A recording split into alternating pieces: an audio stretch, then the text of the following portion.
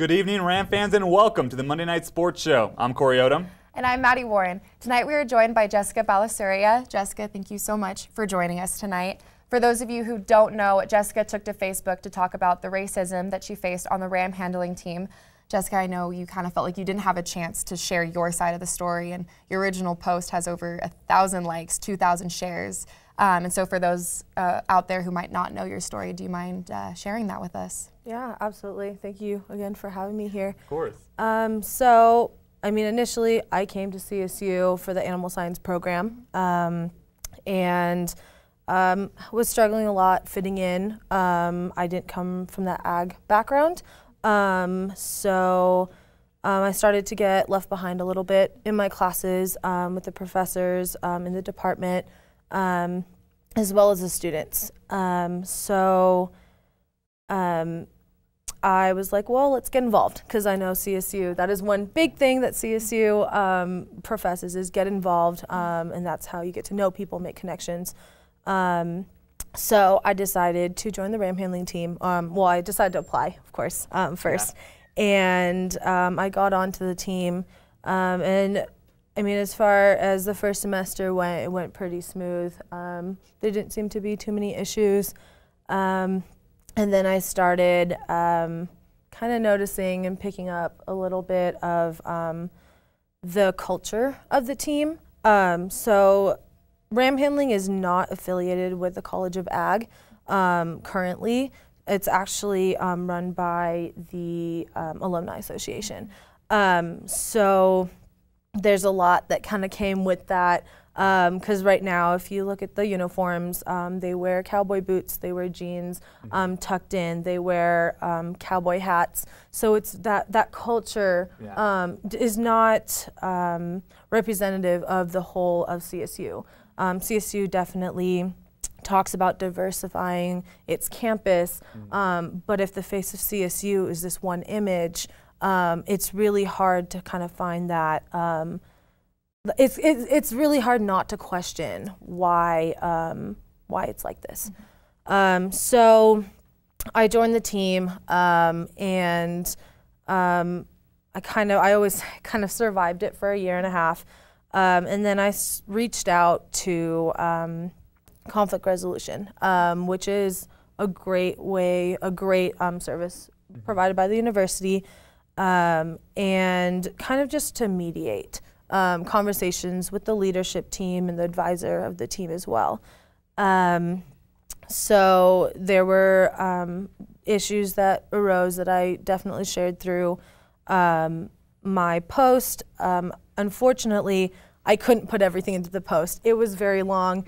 It was an essay, but there was a lot more that happened, a lot more things also to protect the people that just can't be shared as well. So I reached out, and prior to that, I talked to the advisor about my frustrations with people on the team, how things were being run. One big thing was, you have to have a car to be on the team or a vehicle to get places, and it's really hard because a lot of students are from out of state. Parking is parking prices are another story. So I didn't bring a car with me, and I'm from California. And I live on campus. I'm an RA, so I don't need to go anywhere. I mean, I'd love to, but I don't go anywhere. So that was kind of like one of those big issues. So that kind of kept me from attending an event or two because I couldn't get there. And no, I didn't expect team members to, pull through and just take me places. But it was said to me when I first started, it's not going to be an issue. So from there on, I just kind of made my way. I learned the bus system towards the end, which is fine, but the buses don't really run too much on the weekends, so or late at night, because we had a lot of late night events. So anyways, after going back and forth with the advisor, I realized I needed help because I've been quiet about this for so long. So after reaching out to conflict resolution and after a couple meetings of mediation meetings, the leadership team decided to suspend me for about 3 weeks. This was prior to October, so prior to homecoming weekend. And it was an email really late at night saying, you know, we haven't come to a conclusion, so we need to just suspend you off the team. So of course that did not sit well with me. And just the time it came in, and just the, I guess like the words used and like the attitude kind of coming from the leadership team was really off-putting. So of course, like I had my mom to go to, because late night calls with my mom is a very normal thing. So it's kind of been a ride. So part of my post, I talked about the culture, and I did touch on this before, and it comes down to, you know, a lot of people affiliating that Western look to the College of Ag, so also animal sciences. So that is also my major. So I am sitting in those classes with these people. I am just kind of navigating that currently, but a lot of the incidents that I brought to my advisor, I was never asked what my side of the story was. So in one of the events that I talked about was the Denver Parade of Lights, and that was my last event.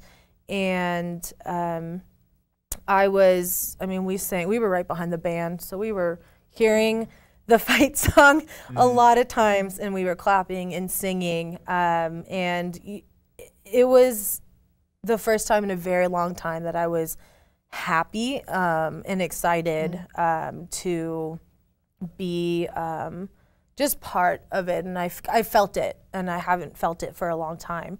And in my post, I had talked about something that was very small, but as part of the large story and everything that's been happening, it was very big, and it was just this hat situation. So we all wear cowboy hats, and we all had Santa hats to go on top of them. And 2 of the team members had lights, and there was enough Santa hats for everyone else. And one of the team members decided they wanted both. So the one person that was left out was me. And it just kind of, to me, it was just like, okay, you know that not everyone has this, and I'm the only person being left out. So it was one of those small things that, like, you leave it like kind of like festering a little bit, and then that one thing will just set you over the edge. And I think that's what it was for me. I think so after the break, so over the winter break, I definitely did a lot of thinking about, is this making me happy? Mental health is something, again, that CSU pushes, like self-care, mental health, and I don't think it's paid attention to enough, but I definitely had to ask myself, you know, is this worth it to me? So over the break, I decided that I needed to leave the team, because I didn't want to represent CSU as a Ram handler, and you know, my side of the story was never asked for. So I was asked into a meeting with the advisor in January, so the day we got back from classes, which we had that Monday off, which is great, so that Tuesday, and they talked about the Denver Parade of Lights event, and mentioned that the leaders who were there said I wasn't participating and I was off to the side, and it kind of came as just like it just came out of nowhere for me, just because I knew that I was putting my all into this event. I think part of me knew that I'm like, this might be my last event. So just because I just didn't want to have to go through the constant, and it was painful, and I didn't want to go through that constant being shut down constantly. So the advisor talked to me, and at the end of their spiel, they said, you know, I think it would be, I think that, you know, you should be relieved of your duties as a Ram handler.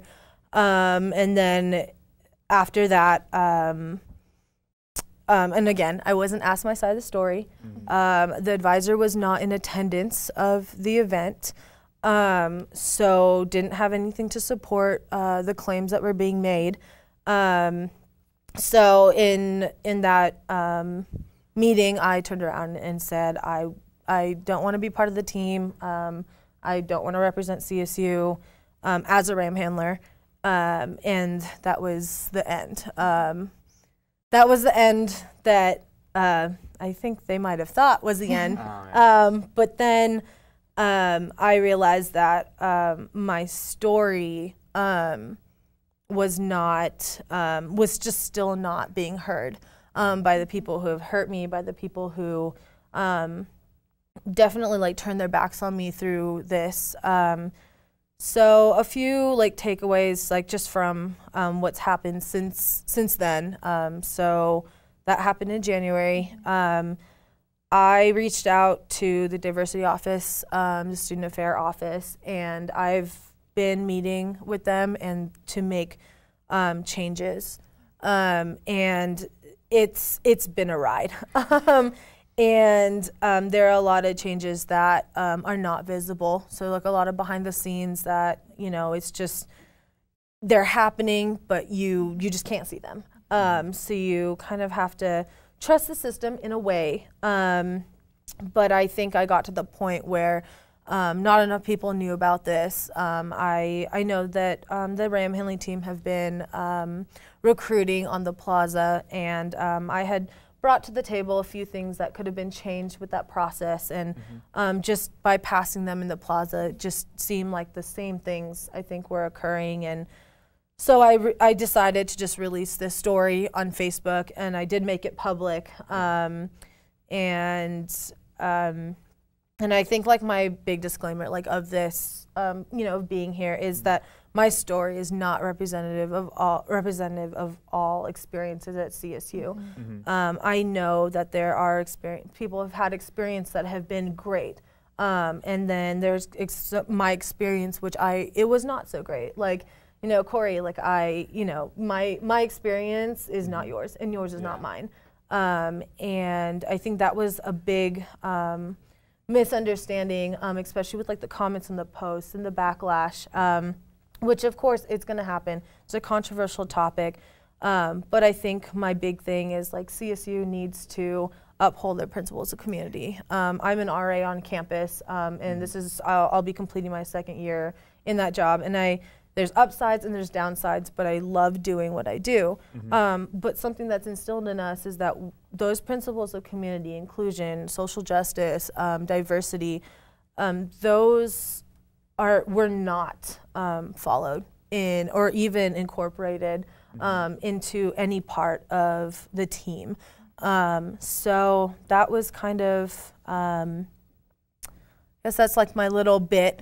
You know, I did contact Tony Frank, you know, and numerous times. I tried for a month and finally got an email back from the office, you know, saying just to trust the system.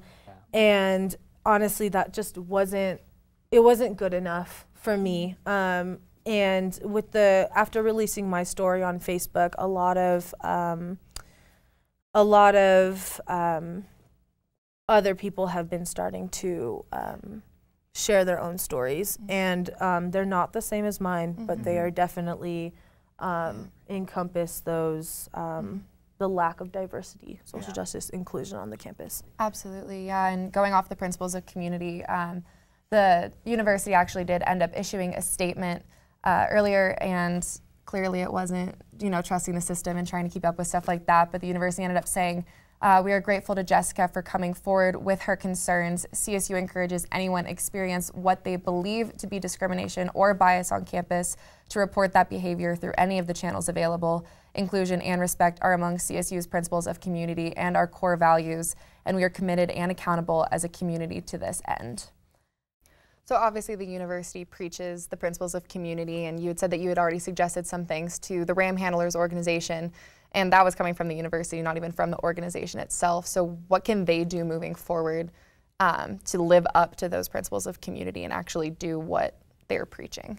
Yeah, absolutely. So as I mentioned before, I'm working with the diversity office as well as student affairs. So Shannon Archibald Engel has been kind of the person that's been going back and forth between my concerns and my the things that I'm asking for, and then working with many people with the handling team. So it's not a direct kind of link to that.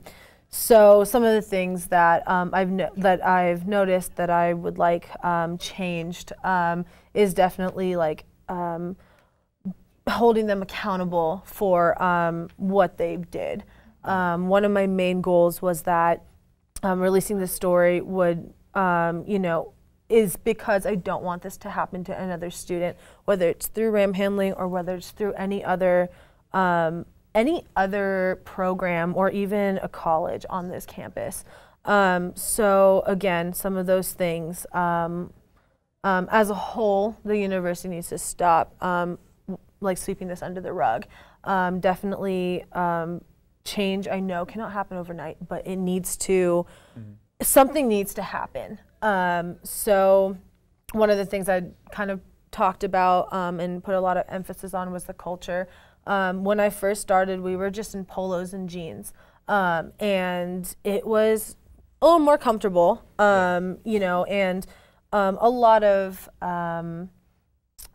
organizations on campus, like ambassadors, all of those things, they do wear polos and they wear jeans or skirts, or they're allowed to vary as long as it's professional. Yeah. So it's kind of one of those things of like, I understand that boots, when you're working with livestock animals, it's fine, it's appropriate.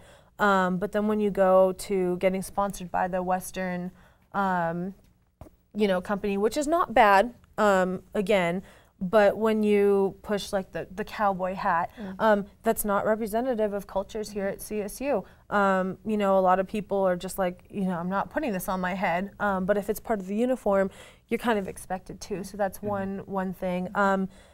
The biggest thing is definitely the management practices, the leadership. Like as an RA, I go through weeks upon weeks of training to work with students, and we learn the principles of community. We learn like various other things that we need to in providing a community and a safe space for the residents on our floor and within the halls. So it's kind of the question of what training did those leaders go through before they got thrown into the leadership position. Recruitment practices, if you're outside looking one way, someone, I know that if I hadn't had this experience, I'd be like, well, I don't look like that. I don't dress like that. I don't wear cowboy boots and jeans with the big like shiny buckles. I don't wear the cowboy hat. So it's kind of like, okay, maybe that needs to be revised because it comes off as very unapproachable. And this has been things that have been shared, especially through comments and private messages after that post became public. So I mean, that's just to say a few things. I mean, there's various things that can change, and again, change can't happen overnight, but it needs to, like the recruitment practices, and even like the application processes. Maybe they need third parties to come in and do the interview processes so there's no bias. And I think that is something that I know that I've voiced my concern, voiced my opinion on. So I'm really hoping that the university can come together, work with the team, and get those things in place. So earlier you mentioned that you went to counseling to talk with leaders in the organization. But my question is, how does RAM handling work? And so how is like the leadership versus like under workers, how does that dynamic work? So when I just joined as a general member, and we had about 7 leaders. So each one had a responsibility on the team. So one was coordinating when we feed Cam, and then another one is reaching out to, or like control of events, and who's saying like, hey, we want Cam at our event, so there's different things on the team that need to be managed. So leadership is important. So the process to become a leader is you just apply. You go through an interview process, which I did as well. So, you know, I applied to be a leader, didn't get it, which, you know, it happens. We don't, you know, we don't always get what we want, but that's okay. And then they just get trained by the previous leaders, and then they get thrown into the position. So it was one of those, and then they just make the rules, and it seems like this past year, just rules have been changing, and whether it's like things that have been set kind of like in stone, or just tradition, like, you know, seniors going to Rocky Mountain Showdown, it was changed this semester, or this last semester. So there were 3 juniors going, and I'm like, well, you know what? Seniors won't get the chance to go. So it was one of those like questionable type of things. But so yeah, so that's kind of how it's run. But again, that's one of like the goals I was talking about, and like one of those concerns that I've voiced is, you know, what training are these leaders going through, because they are, again, the face of CSU. Yeah. So you just said that they're changing the rules as of right now. Does that give you hope that they can change, because things are changing, even if they're not right now for the better? Yeah. I think there are some things that need to be changed now, like the recruitment processes, like the application process, and the interviewing process. And those things are maybe not visible to me right now, just because I'm not part of that. And it just comes down to, you know, whether people are going to be informing me about those changes. But there's some things like the culture. It's really hard to change that overnight, and it's not going to. And I know that CSU, they strive towards that diversity. They strive towards increasing that and increasing awareness. But some things are, you know, like a setback. And I think that there can be a lot more work done to change things right now that will be very apparent, and will change it for the people who are applying right now. Absolutely. And you talked earlier about, you know, the importance of mental health, and going through this for almost 2 years, it definitely takes a toll on you, and it can be a lot to even just admit that there is a problem and accept that, you know, this isn't a situation that I should be in. So what advice do you have for people who might be in a similar situation? Because it's a brave thing that you did to, you know, speak out about it, and I'm glad that it's getting as much coverage as it is. So what can you kind of give to people who might be struggling with a similar situation? Yeah, absolutely. I mean, I reach out to the health center. We have counselors. We have counselors on call, and because, you know, there are some stories that are just, you know, just vary in severity, and definitely health center is one. We have the diversity office. Emails can be found online, so you just have to Google. And we have like the Office of Student Affairs. We have Office of Equal Opportunity. So if something's not fair, it's just an email. And I know that it is not easy, as you were saying, to share a story, especially if it can put you in a position where you do feel unsafe. And I think CSU does have a lot of these like networks, these support systems available. And also, you know, find your support system, because I made sure I had mine before posting this, and before, just so I knew that when it started taking flight, I had those people to lean back on. And I think that's just really important. Just know that you're not alone, that you are going to get support no matter what, but just be prepared. Yeah, you have the late night mom calls. Yeah. Definitely important. Yes. Well, Jessica, I will say again, thank you so much for coming on and talking to us. I really admire your bravery around something as difficult of a topic as this. Absolutely. Thank you. Yeah, thank you so much for joining us. Yeah, thank you. Wonderful, well spoken. Thank you.